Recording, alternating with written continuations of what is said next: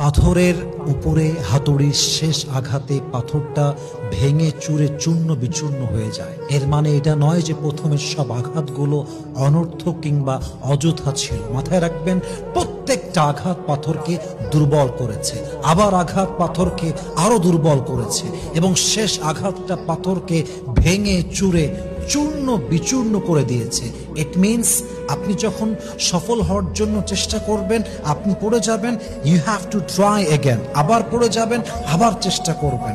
মাথায় রাখবেন, প্রত্যেকটা চেষ্টা সফলতার দরজায় নক করবে, এবং একদিন এমন এক চেষ্টা করবেন যেই চেষ্টা আপনাকে সফলতার চূড়ান্ত পর্যায়ে পৌঁছে দিবে। ঠিক কিনা বলেন? অতএব আজকে আপনি চেষ্টা করছেন, আবার ফেল হচ্ছেন, it's not a big deal, it's just a part of your success. যে সফল হতে চায় তাকে পড়তে হয়, ভাঙতে হয়, আরে ভাঙার পরে তো মানুষ নতুন করে গড়তে পারে। ঠিক কিনা বলেন? কিন্তু বাস্তবতা বড় ভিন্ন।